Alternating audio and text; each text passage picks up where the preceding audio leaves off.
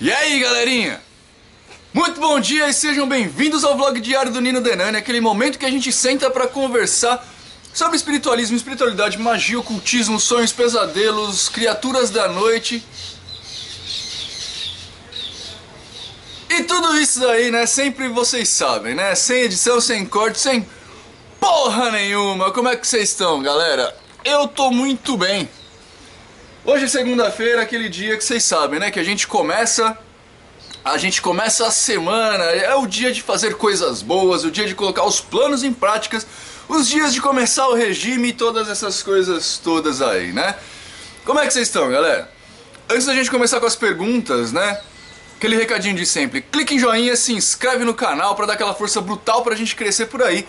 E na verdade também quando vocês clicam em joinha aí, né, e divulga aí o vídeo, mais pessoas têm conhecimento do vídeo, mais perguntas aparecem pra gente aqui e mais conhecimento a gente vai trocando. Então é muito legal se isso acontecer, né? Então por favor, clique em joinha e se inscreve no canal aí pra tudo dar certo, beleza?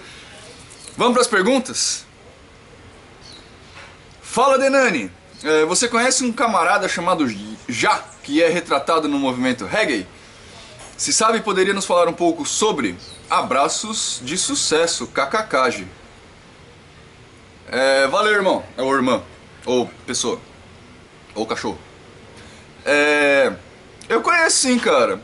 Na verdade, a palavra Já, que a gente conhece aqui, ela é a abreviatura de Yahvé, cara.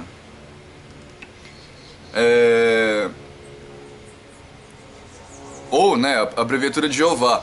Ela aparece na Bíblia antiga, inclusive, é a metade do tetragrama. Qual que é o tetragrama? Deixa eu ver se eu acho aqui. Yod e Re. É a metade do tetragrama representativo de Yahvé. Então é a mesma coisa que Deus, cara. Eu não sei qual que é a história do movimento reggae, que na verdade a história do movimento reggae é o Rastafari, né? Não é o... Já é o Deus, mas tem uma outra conotação aí que tem a ver com o Rastafari. Mas Já é Deus. Deixa eu apagar a sua pergunta.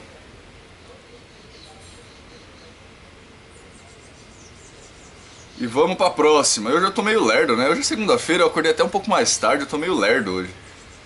Olá, Nino, tudo bem? Tudo bem, e você, como é que tá? Seus vídeos são muito bons, parabéns, valeu. Já estudou sobre a Quimbanda e as Quimbandas independentes? Gostaria que você mostrasse sua visão sobre a mistura dos Exus com o conteúdo da Goécia.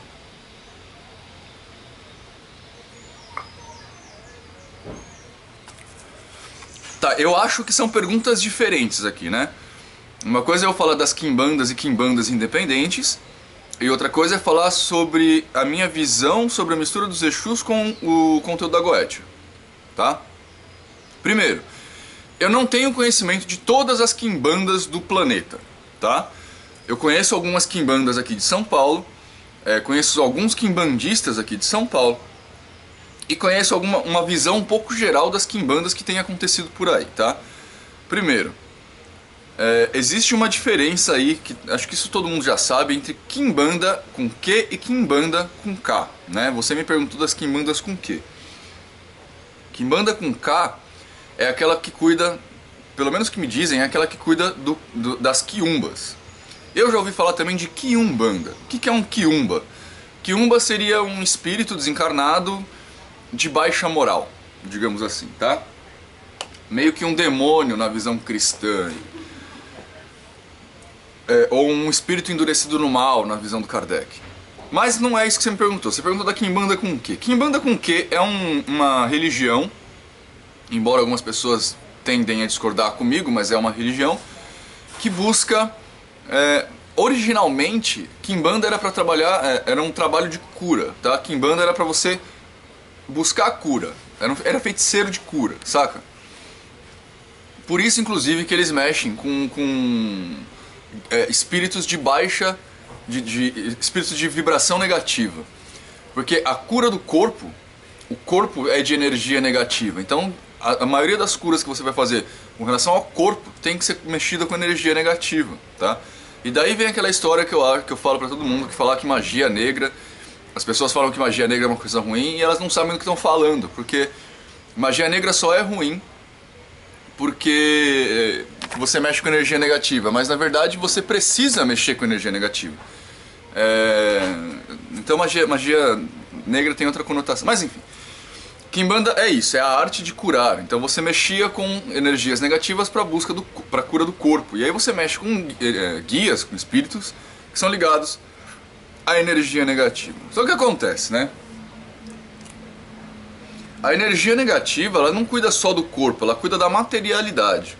É a energia que mexe com a materialidade. E quando a gente está falando de um plano terreno e das coisas que o plano terreno precisam, a gente está falando de energias negativas, em suma. Então, quando a gente está falando de aquisição de riquezas, de sexo, de amor no sentido de paixão, né?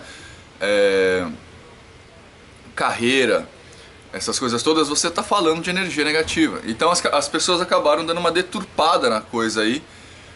E porque todo mundo... Isso não é maldade das pessoas, viu, gente? Na verdade, todo mundo tem uma forma diferente de compreender os fenômenos que acontecem na gente. Por isso que eu sempre falo, as pessoas falam pra mim, Deus é bom, o diabo é mal. Mas você sabe o que é bom? Porque o que é bom pra você, com certeza não é bom pra mim. Então não é bom de verdade, sabe? E eu posso levantar exemplos muito simples. Se uma pessoa vem e rouba a sua casa, você acha que você está fazendo bem matando essa pessoa que roubou sua casa? Algumas pessoas vão achar que sim, outras que não. Então não é bem. A gente, nós encarnados, os seres humanos encarnados, não temos condição de saber o que é bem, tá? Uma das primeiras regras da escola que eu faço parte, da ordem que eu faço parte,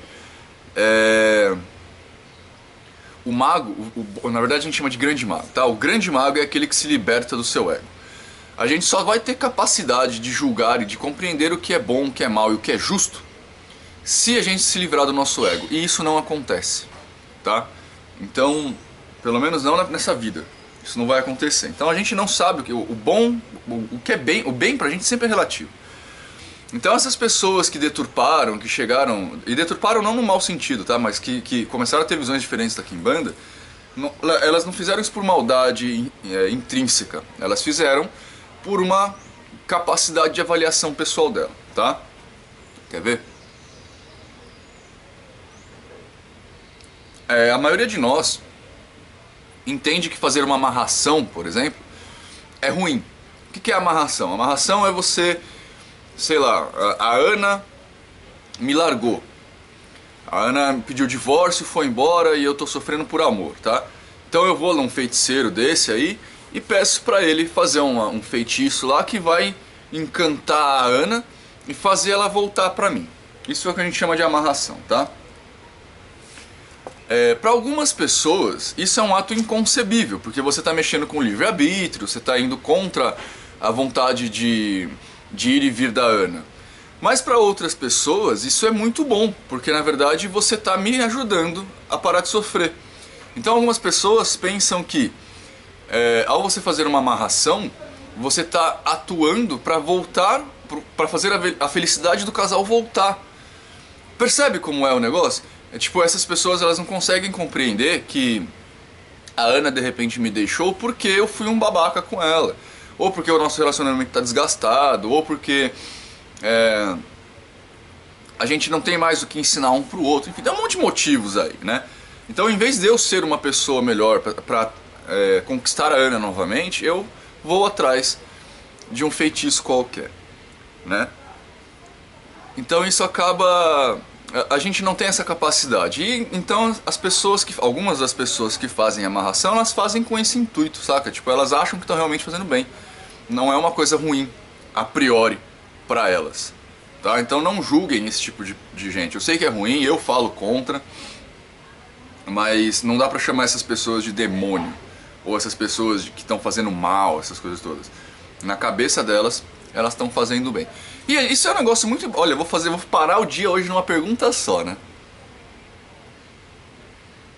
Isso é uma coisa muito bacana de vocês pensarem. Porque assim, ó, a gente tem na nossa mente um negócio que chama mente descontínua. Isso é um termo psicológico, tá? que isso quer dizer? Que a gente é incapaz de avaliar processos complexos, tá? Então, por exemplo, há uns dias atrás aí eu coloquei um vídeo, acho que na sexta-feira eu coloquei um vídeo falando que o que acontece na nossa vida, o que acontece na nossa vida é essencialmente culpa nossa, tá? Aí um camarada e pessoa que está fazendo isso, eu não estou te zoando, te desmerecendo, nem nada disso. Talvez com isso eu consiga te explicar o meu ponto, tá? O que acontece? Essa pessoa ela começou a falar assim, Nino, então se um avião cair na minha casa, a culpa é minha? Quando a pessoa faz esse tipo de pergunta, ela não percebe que dentro de uma interação, dentro de uma situação onde duas ou mais pessoas agem, essas duas ou mais pessoas dividem a culpa. Qual que é o grande problema? Geralmente a gente tende a pensar que a culpa é só do outro. Então no exemplo que eu dei aqui, se a Ana Lídia se separa de mim e vai embora, a culpa não é estritamente dela, nem estritamente minha. A culpa é dos dois. Os dois têm uma parcela de culpa aí. Porque eu fui um babaca ao longo do meu casamento, porque a Ana era muito fria ao longo do meu casamento, porque eu não passava roupa e isso irritava ela, ou porque ela trabalhava demais e não me dava atenção. Enfim, você percebe? Tipo, é uma junção de coisas. Então, se o piloto tá lá com o avião cai em cima da sua casa, a culpa é do piloto? A culpa é do piloto. Mas também é a pessoa que comprou essa casa na rota de um avião. Entende? Nino, se eu tô na rua e sou assaltado, a culpa é minha? Sim, a culpa é sua também. Essa é a grande questão. Porque você poderia estar em qualquer outro lugar do planeta, mas você estava ali. Entendeu? Isso não exime de culpa o assaltante. O assaltante te assaltou. Ele é o culpado. Mas você também é culpado por estar lá. Se você não estivesse lá, você não seria assaltado. Entende esse negócio? Mas a gente não consegue compreender a complexidade das relações que a gente tem. A gente tende a achar que tudo é uma coisa só. Então quando você está no metrô e a pessoa te chuta, você tende a achar que essa pessoa inteira, ela é a vida toda dela um babaca. Sabe, tipo, não, ela só te chutou, vai ver que ela tropeçou, tem um monte de coisa, vai ver que seu pé estava esticado, você não estava sentado direitinho, você estava sentado com o pé esticado e o cara passou e te chutou. Entende? A gente precisa avaliar a situação como um todo. E por isso que é muito difícil a gente avaliar situações dentro dela. E é por isso que na maioria das vezes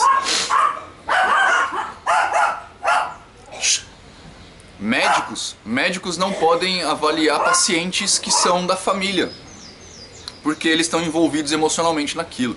Policiais não podem investigar coisas que aconteceram com pessoas próximas a ele, porque ele está dentro daquilo. Quando a gente está avaliando a nossa própria vida, é bem difícil porque é a nossa própria vida. Entendeu? Então, amigos, que você fez essa pergunta aí dos aviões aí, espero que você tenha entendido meu ponto agora, tá? Essa pergunta deu, hein, gente? Caramba, eu nem respondi a segunda parte. Gostaria que você mostrasse minha visão sobre a mistura dos Exus com o conteúdo da Goethe. Eu não sei exatamente o que você está tratando como conteúdo da Goethe, tá? Mas eu já falei aqui algumas vezes que pra mim que pra mim os demônios da Goethe são espíritos como são espíritos qualquer outros, tá? Talvez eles sejam um pouco mais velhos, né? Um pouco mais antigos no sentido espiritual da coisa mesmo, né? Tem alguns milhares de anos a mais, alguma coisa assim, mas pra mim eles são tão espíritos quanto Exus, Pombagiras e Caboclos, tá? Eles só trazem um nome diferente, uma forma diferente que tem a ver com o entendimento daqueles que escreveram a Goethe. Pra mim, inclusive, vocês podem ver, né? Tipo, os caras da Goethe lá, os condes, duques, reis, essas coisas todas, sempre trabalham com legiões. Os espíritos que a gente entende na Umbanda sempre trabalham com falanges, que é meio que a mesma coisa. Então, pra mim, é essencialmente, cara, espíritos da Goethe, não só espíritos da Goethe e espíritos da Umbanda, que você citou Exu, não só os Exus, qualquer outros, eles são muito semelhantes, tá? Que a gente pode encontrar de semelhança mais característica com o povo de esquerda é que pra mim a galera da Goethe é essencialmente negativa, tá? E eu já falei aqui o que é negativo, eu acho que vocês, né, não vão falar pra mim, eles não são maus. Quando eu falo negativo eu não quero falar isso. Caramba, gente, olha, acho que foi uns 20 minutos já. Deixa eu ver, se a outra for curtinha eu respondo, senão a gente para nessa, tá? Pera aí.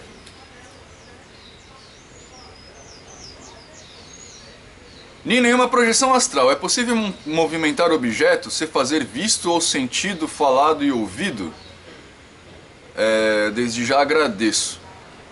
Olha, cara, diz as lendas que sim, eu acho que não.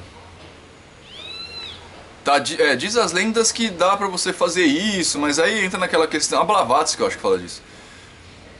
Aí você entra naquela questão, que você consegue se você tiver um poder muito grande, ou não sei o que lá, muito grande, né?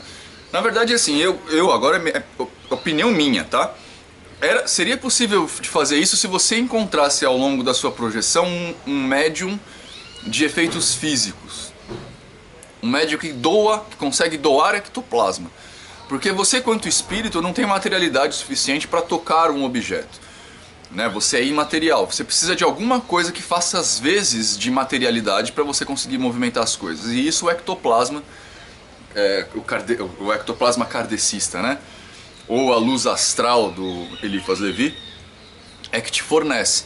Então você precisaria de duas pontas. Você, médium, precisaria se projetar, e você precisaria encontrar um outro médium que consiga doar ectoplasma para você conseguir manipular esse ectoplasma a ponto de formar alguma coisa que vá interferir num objeto. Eu acho bem difícil.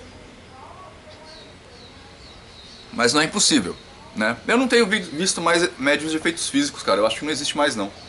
Lógico que eu não conheço todas as pessoas do mundo, mas eu não tenho visto... Não tenho visto, acho que não existe mais, não. Beleza, gente? Hoje ficou comprido, né? Mas espero que vocês tenham gostado. Então, se gostou, clique em joinha, se inscreve no canal, compartilha o vídeo pela rede social para dar aquela força brutal pro nosso canal crescer aí, pra gente ter cada vez mais pessoas novas, com cada vez mais perguntas novas, pra gente ter esse bate-papo cada vez melhor, beleza? E eu fico por aqui.